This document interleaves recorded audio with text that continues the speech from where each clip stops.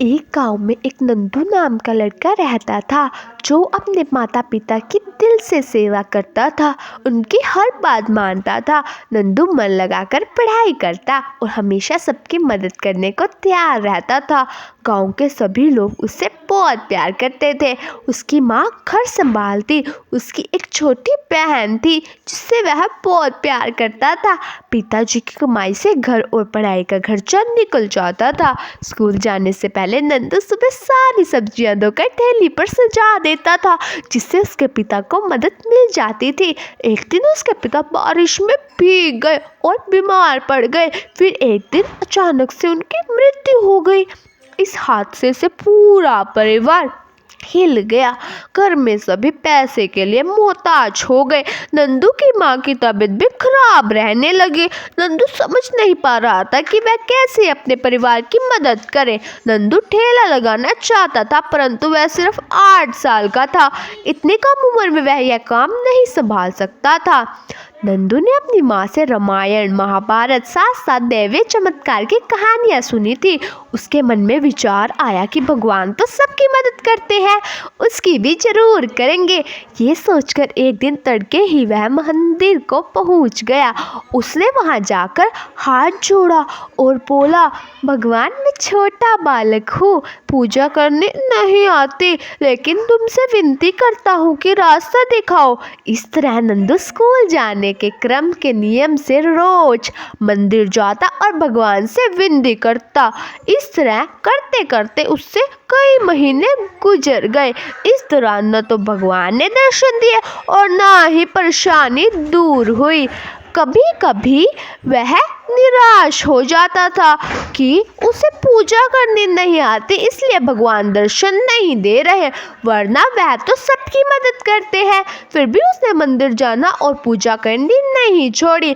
आखिरकार एक देवी माँ को उस नन्हे भक्त पर दया आ गई।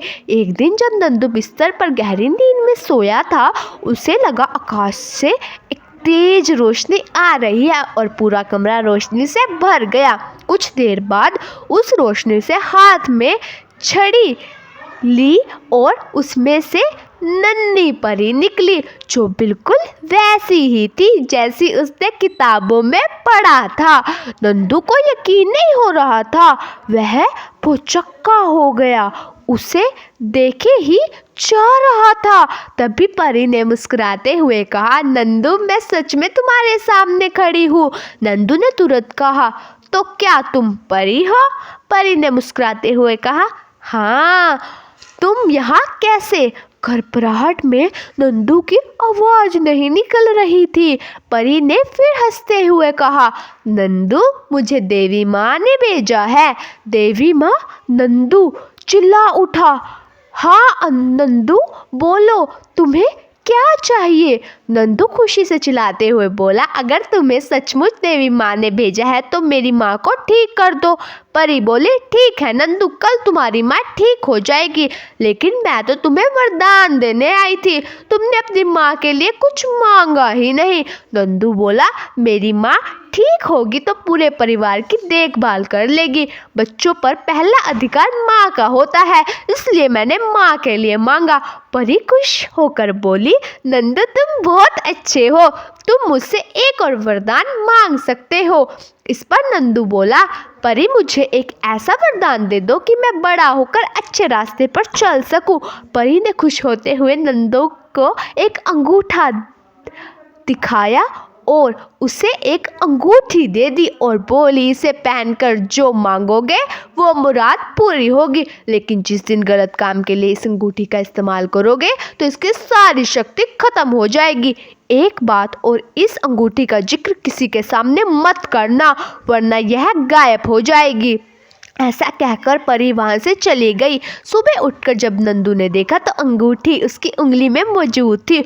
उसने देखा कि माँ पूरी तरह ठीक हो चुकी है और घर के काम कर रही है। वह अपनी माँ को सारी बात बताना चाहता था, लेकिन परी की बात याद आ गई और चुप हो गया।